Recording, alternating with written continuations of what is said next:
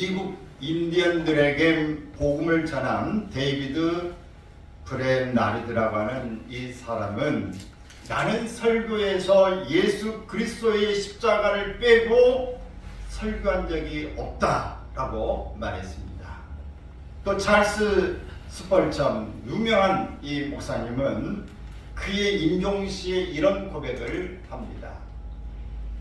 나는 나의 평생의 설교와 신앙을 한마디로 요약하면 예수님께서 나를 위해 십자가에서 죽으셨다는 것이다. 저도 설교를 하는 목사로서 설교할 때에 예수님에 대한 십자가에 대한 설교를 하면 힘이 생기고 또 감사하고 또 부끄럽고 이런 마음들을 갖게 됩니다. 예수님의 피에 대한 설교를 해도 힘이 있습니다. 세상적인 모든 인문에 대한 이야기, 시사에 대한 이야기를 하는 것은 별로 감동이 없습니다. 바로 기독교는 예수님에 대한 종교요.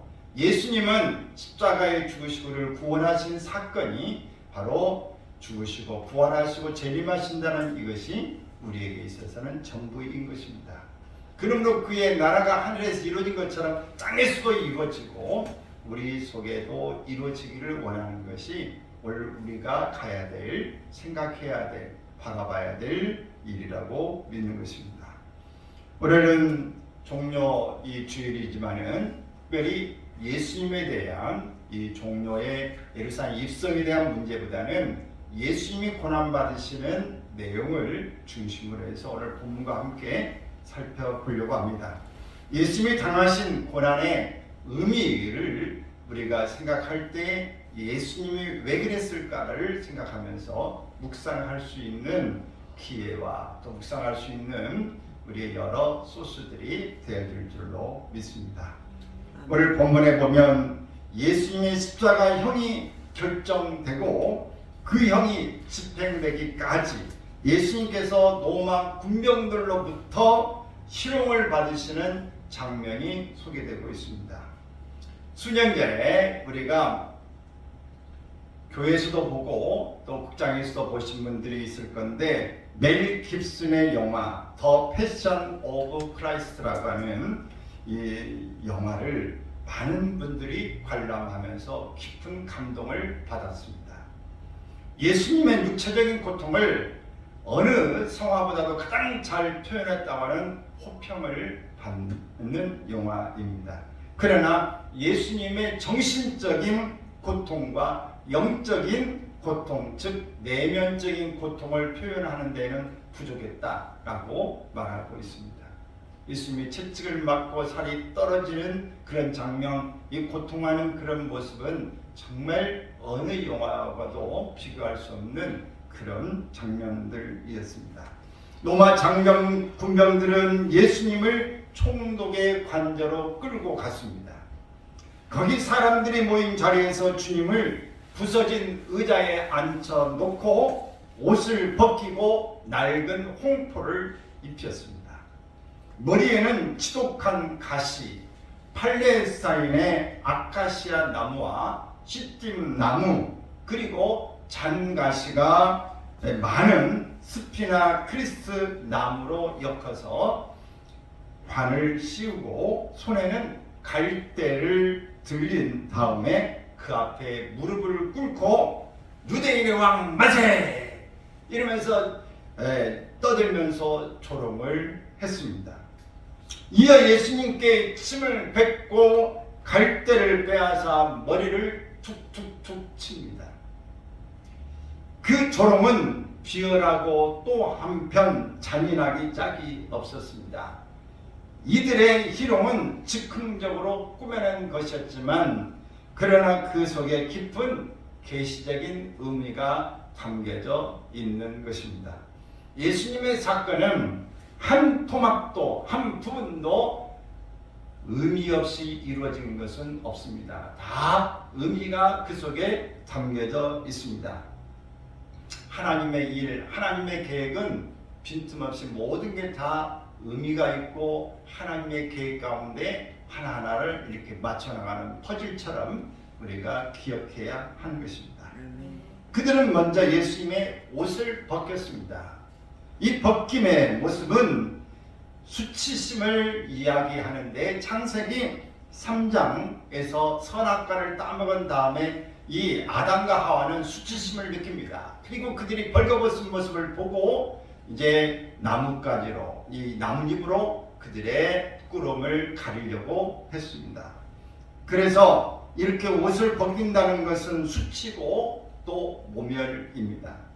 예수님께서 우리의 죄와 허물을 감추시기 위해서 벌거 벗기심을 당하신 것입니다. 또 주님께서는 내가 당할 수치와 창피를 덮으시기 위해서 주님이 친히 수치를 당하신 것입니다. 또 예수님 옷이 벗겨지심으로써 장차 우리가 입게 될 흰 옷, 예수님 하나님께서 아담에게 하와에게 입혀줬던 가죽옷처럼 우리는 이제 예수님이 수치를 가려주심으로 앞으로 장차 입게 될 영광의 흰옷을 준비해 주신 것입니다.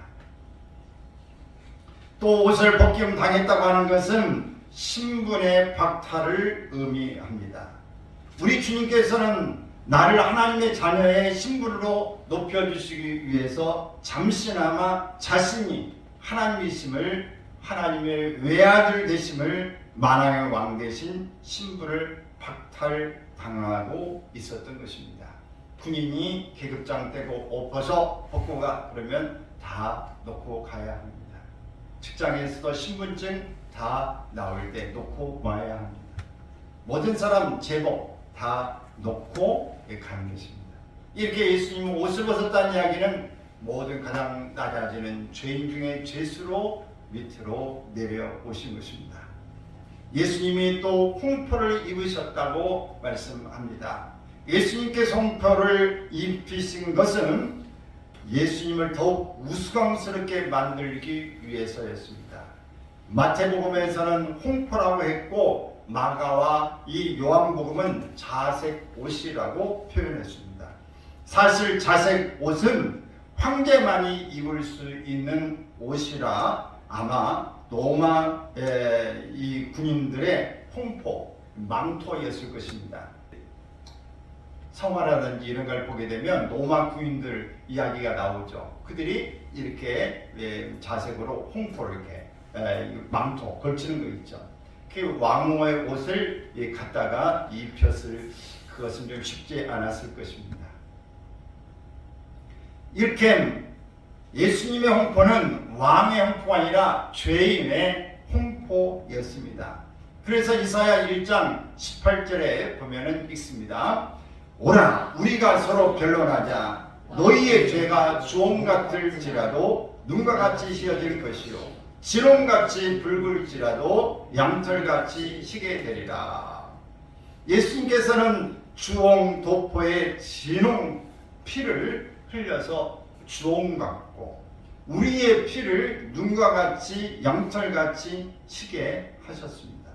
이 시간 죄의 무거운 짐으로 괴로워하고 또 이런 마음에 갑갑하게 여러분이 눌려있는 분들이라면 또 어떤 정죄 의식에 시달리고 있다면 영혼의 진통을 안고 이곳에 지금 앉아 계신다면 오늘 여러분 주님을 바라볼 수 있기를 바라고 주님 앞으로 달려오시길 바랍니다. 여러분의 죄가 진홍같이 붉은 피와 같이 홍색으로 이렇게 있을지라도 눈처럼 희게 되어질 것입니다. 양털처럼 희게 되어질 것입니다. 오늘 여러분 주님이 죽으신 이유인 것입니다. 또 예수님은 채찍을 맞으셨습니다. 유대 율법에서는 40회 이상 채찍질을 못하도록 규정하고 있습니다.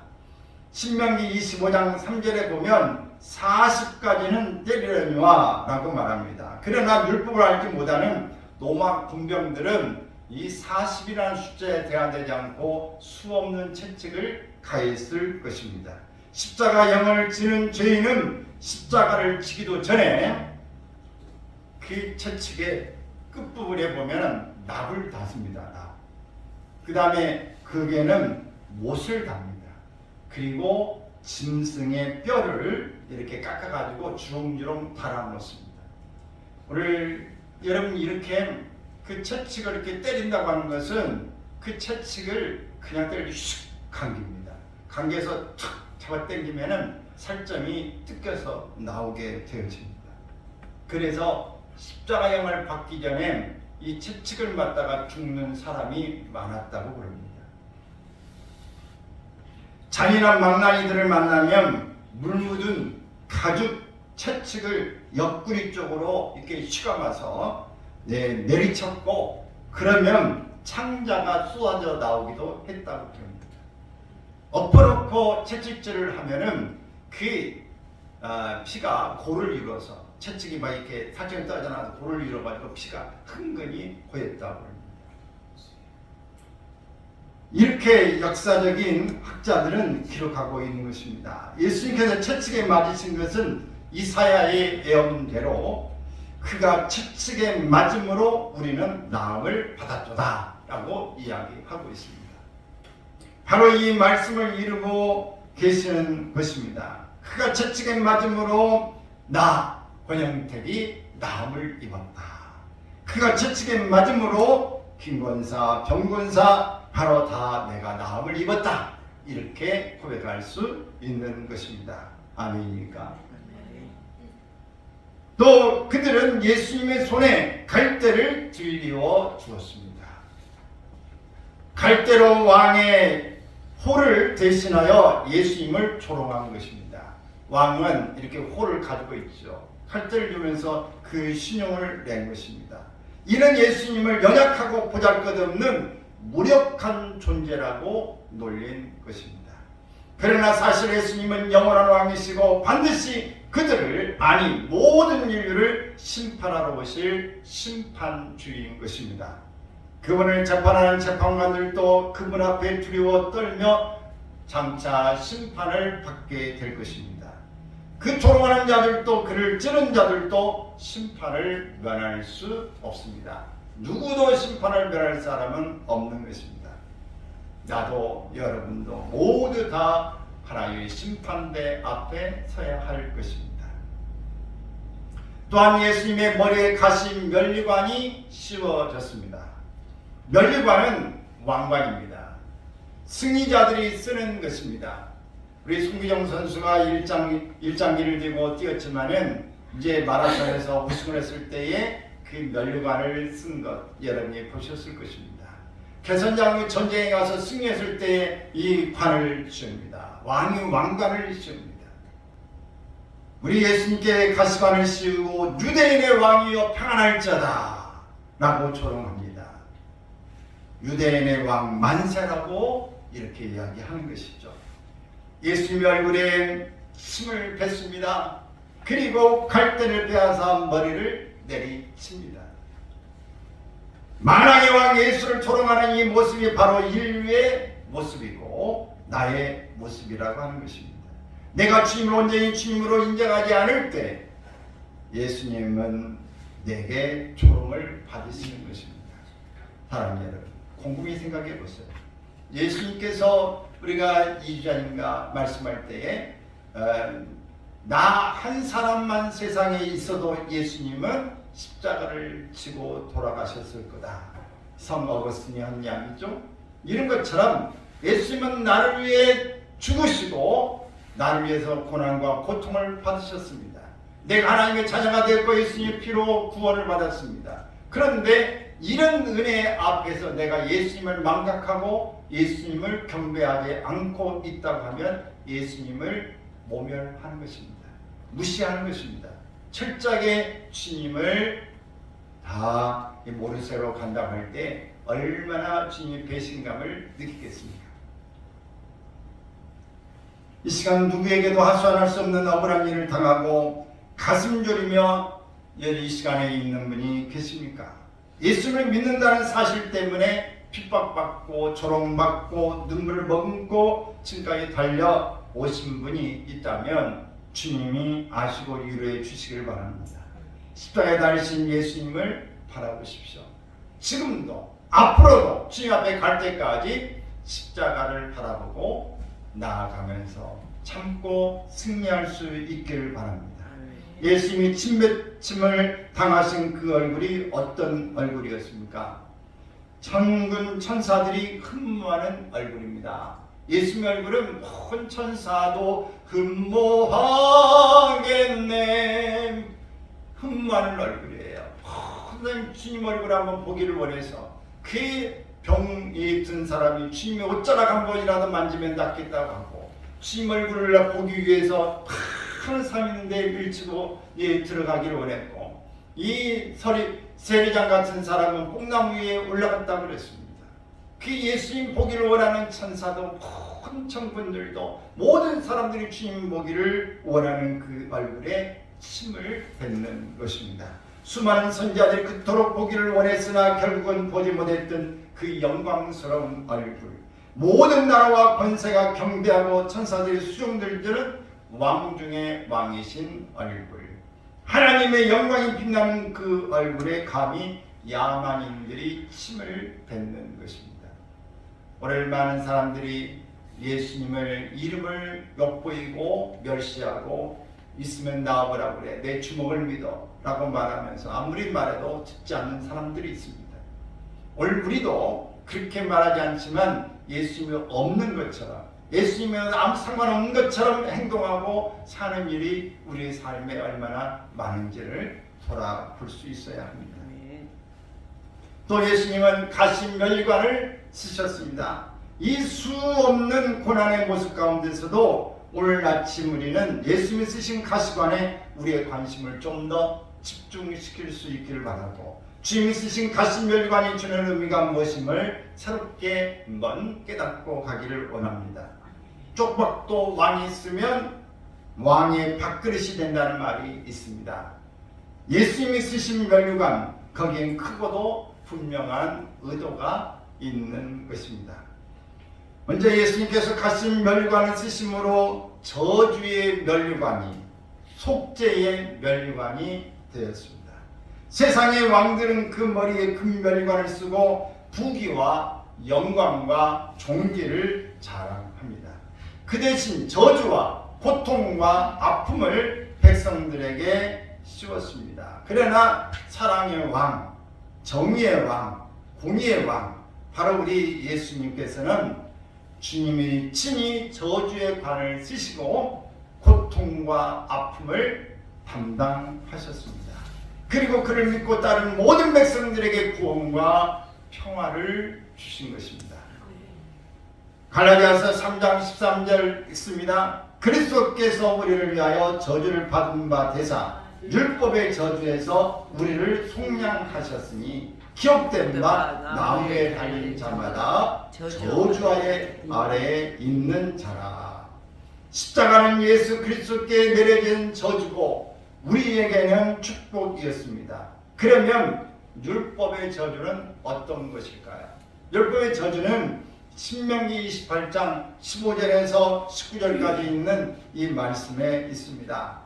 28장의 앞에 보면 축복에 대한 말씀을, 하나님의 말씀을 듣고 순종한 자에게는 이런 축복이 있다 그거 말하는데, 하나님의 말씀을 순종하지 않은 자에게는, 명령을 지키지 않는 자는, 규례를 지키지 아니한 자는 모든 저주가 내게 임한다, 내게 이른다. 어떤 저주가 임할까요? 네 번째 줄부터 내가 성읍에서도 저주를 받으며 들에서도 저주를 받을 것이요, 또 내 광주리와 떡반죽 그릇이 저주를 받을 것이요, 내 몸의 소생과 내 토지의 소상과 내 소와 양의 새끼가 저주를 받을 것이며 내가 들어와도 저주를 받고 나가도 저주를 받으리라. 오늘 저주를 우리가 율법으로는 받을 수밖에 없는 것입니다. 바로 하나님의 말씀을 우리가 다 율법을 다 지키는 사람은 없습니다. 지금은 은혜의 법이 와서 있지만 구약에는 이 율법이 몇 가지가 있다고 그랬죠? 613가지가 있다 그랬어요. 그래서 이렇게 많은 법을 다 지켜내기가 어려우니 지키지 못한 자에게는 저주가 임할 수밖에 없는 것이죠. 그런데 오늘 우리에게는 이 모든 것, 바로 저주를 우리 예수님께서 감당하신 것입니다. 이것이 율법의 저주를 주님이 머리에 쓰시고 가시관을 쓰시고 이미 우리를 대신해 주신 것입니다. 이게 아담의 범죄로 말미암아 저주의 표징으로 생겨난 것인 것입니다. 창세기 3장 17절 18절을 보면 땅은 너로 말미암아 저주를 받고 너는 내 평생의 수고하여야 그 소산을 먹으리라. 땅이 내게 뭘 낸다? 가시덤불과 엉겅퀴를 낼 것이다. 여러분 농사져본 가시덤불과 엉겅퀴를 낸다는 것이 무슨 말인지 아시죠? 그걸 걷어내는 게 참 애사로운 일이 아닙니다. 힘듭니다. 그걸 우리가 이 풀을 제초를 하고 나면 비 오고 나면 이렇게 비가 오고 나면 얼마나 쑥쑥쑥쑥 자라는지 몰라요. 어제 개족산을 올라갔다 왔는데 저는 어제 꽃길을 걸었습니다. 여러분 무슨 길을 걸으셨는지 모르는데 그 꽃들이 그냥 막 칸 있다 꽃가루가 떨어져 가지고 다 밑에가 아주 꽃천지예요. 그래가지고 꽃길을 어제 걷고 왔어요. 걷고 왔는데 그게 보면은 여러분 그 땅에서 그 낙엽이 있는 부분에서 그냥 순익게 올라오고 모든 게 생명력이 올라오고 있어요. 여러분 이렇게 비가 오고 나면 얼마나 더 쑥쑥 올라오는지 땅에 사는 사람들은 잘 압니다. 여러분 이게 우리가 아담과 하와가 범죄함으로 인하여서 이 땅이 가시덤불과 엉겅퀴를 내서 이마에 땀을 흘리지 않고는 먹을 수 없는 오늘 이 하나님의 이 저주가 오늘 이 땅에 내려와서 우리는 그렇게 살고 있는 것입니다. 그런데 이 저주의 품 안에서 우리가 타락하면서 살고 있는 것인데 그래서 이 가시가 우리의 영혼을 짓밟고 있는 것입니다. 우리가 생각해 보세요. 좋은 것 보면 먹고 싶고 사람 안 보면 훔치고 싶고 되게 좋은 차 타는 거 보면 배 아프고 나도 타고 싶고 어떤 거 좋은 옷 입으면 나는 좋겠다 라고 하면 시기심도 나고 실추심도 나고 부러움도 가지면서 나도 언제나 그러나 신세 타령처럼 마음의 생각이 오기도 합니다. 나도 한번 잘 살아봐야 되겠다. 나도 한번 저런 거 언젠가는 해봐야 되겠다. 그런 생각합니다.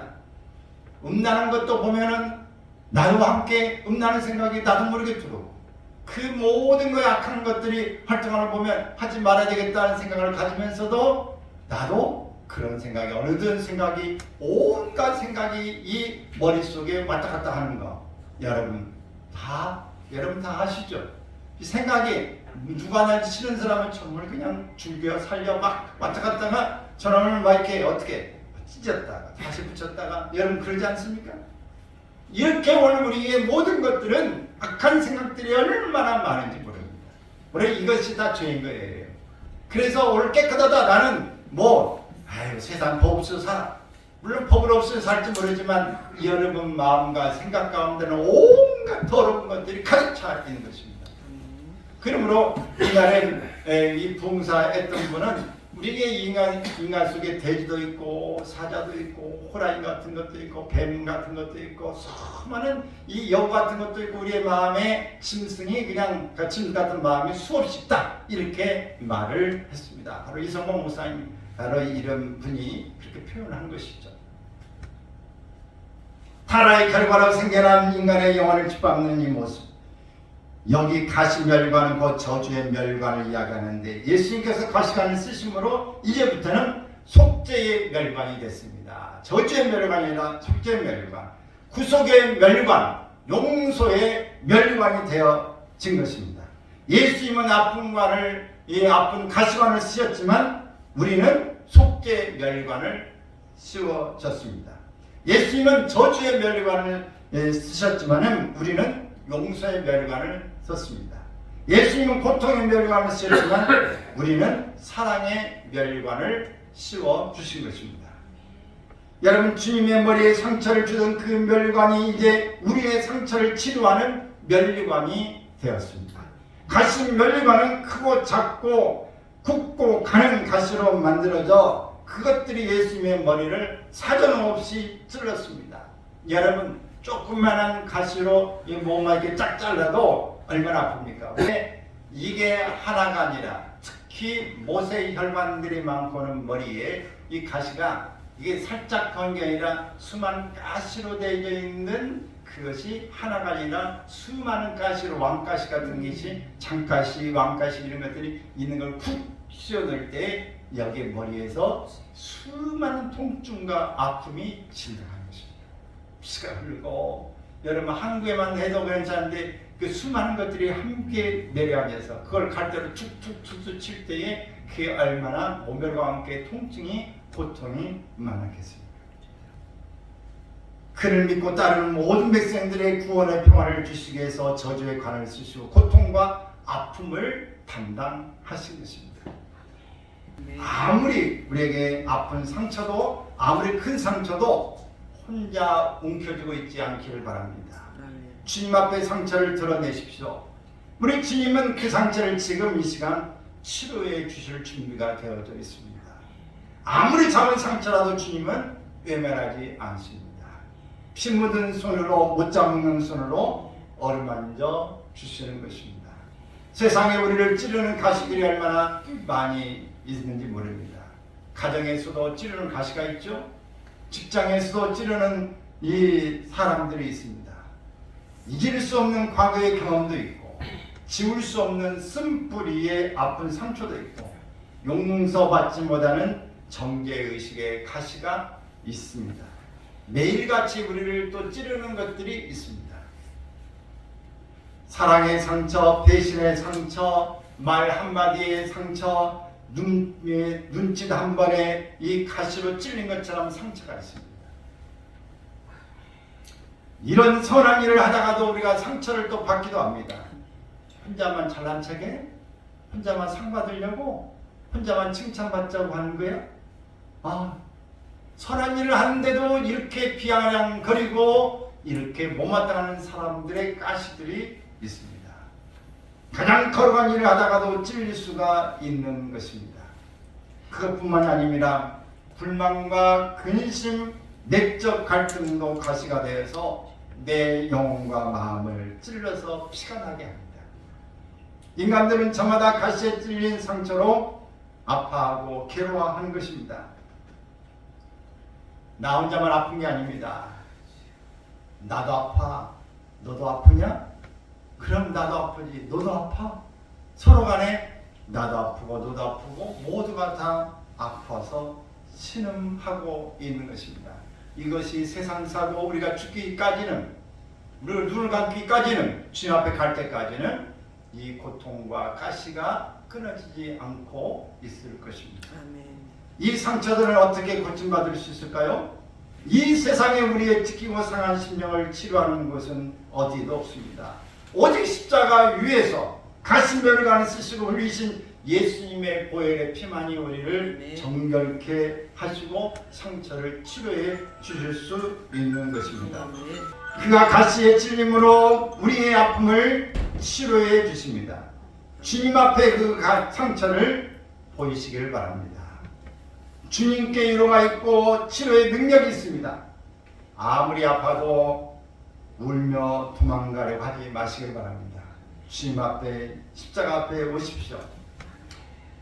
내 모든 짐을 무거운 짐을 십자가 밑에 풀었네. 내 짐을 풀었네. 주님을 찬송하면서 할렐루야 할렐루야. 내 앞길 멀고 몸에도 나 주님만 따라가리. 십자가 앞에 내 짐을 풀었네. 오늘 마태복음 11장 28절 29절에 있는 이 말씀처럼 우리는 주님 앞에 가서 풀기를 바랍니다. 아멘. 울며 달려나와서 주님의 손을 붙잡기를 바랍니다. 아멘. 주님은 오늘도 여러분을 고치시기를 원하십니다. 아멘. 주님께서는 구서지가 되어 주실 것을 여러분을 기다리고 있는 것입니다. 아멘. 영원한 승리의 보장이 되어 주시기 위해서 힘내라고 격려하고 계시는 것입니다. 수발자 목사님은 예수님 머리에 상처를 준 가시는 신비의 수술 도구가 되고 명약이 되어서 인생의 상처를 치료한다 이렇게 말했어요. 참 이 수발자 목사님 좀 젊을 때부터 참 유명한 설교인데 어쩌면 이렇게 깨달은 그런지 몰라요. 하나님의 이 영광과 지혜와 지식은요 놀랍습니다.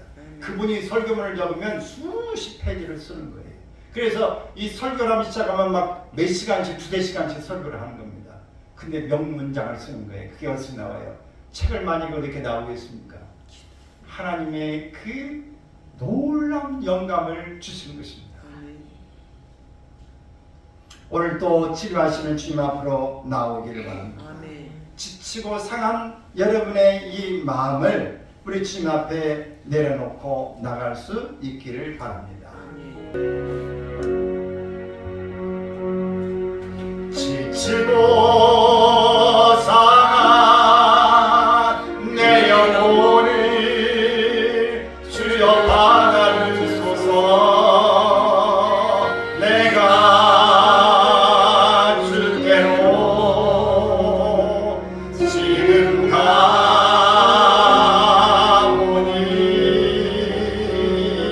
버림받고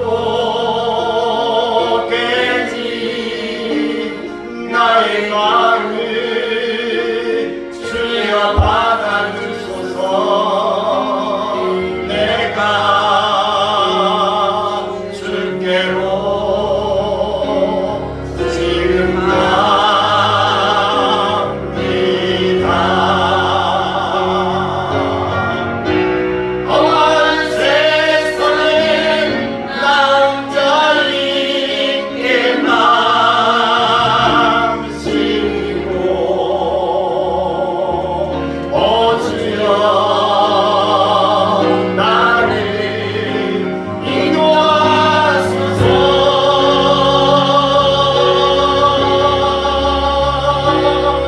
거친 비가 불어올 때 나를 도와주시고 오 주여 나를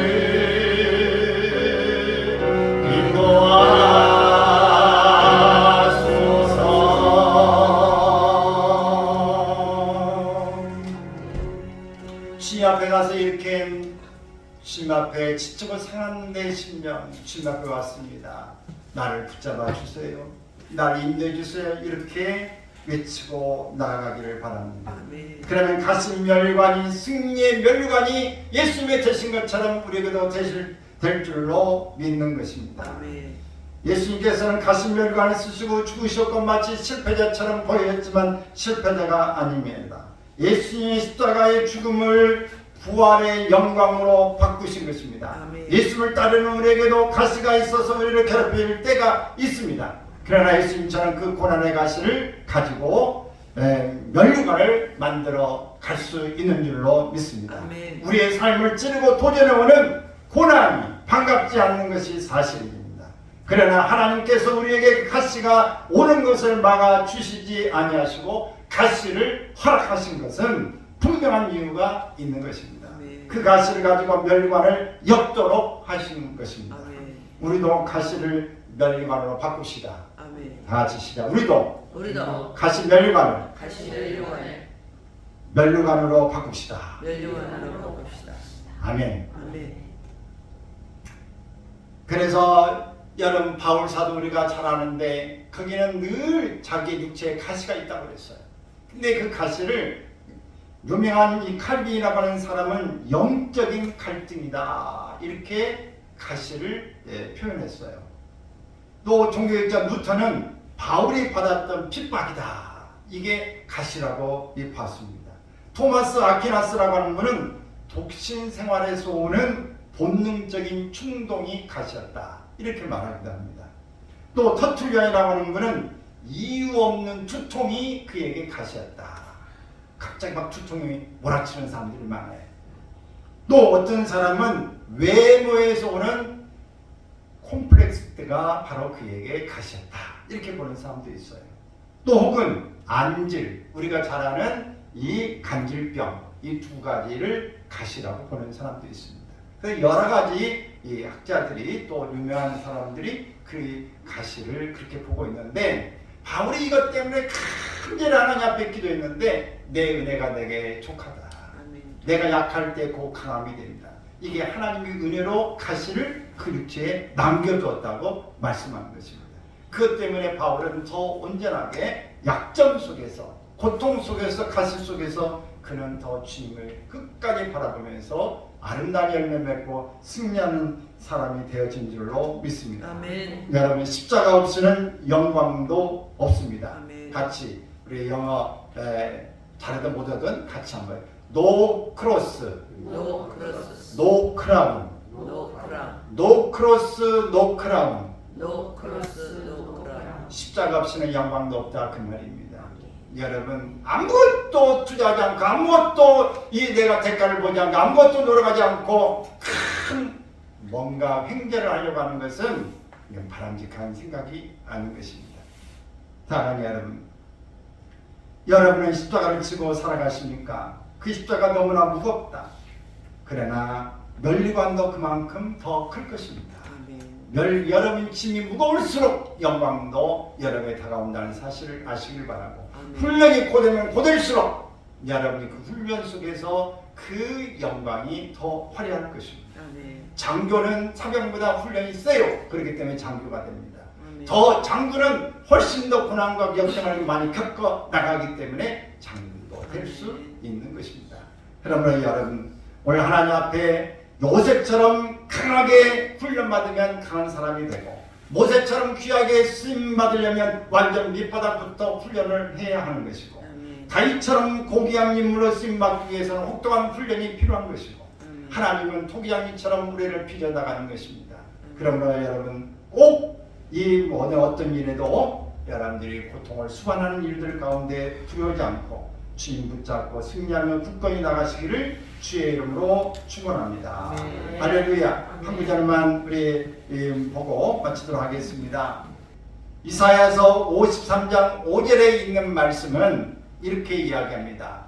그가 찔림은 우리의 허물 때문이요, 그가 상함은 우리의 죄악 때문이라. 그가 징계를 받음으로 우리는 평화를 누리고 그가 채찍에 맞음으로 우리는 나음을 받았도다 라고 이야기합니다.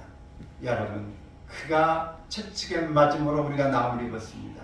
징계를 받음으로 평화를 누렸습니다. 그러므로 우리는 주님의 은혜 가운데 우리가 나음을 입고 평화를 얻은 사람처럼 즐거운 모습으로 주님 앞에 나아가길 바라고, 이번 한 주간 고난 주간을 맞으면서 주님께서 당하신 이 고난에 오늘 말씀과 연관해서 묵상하면서 사시기를 바랍니다.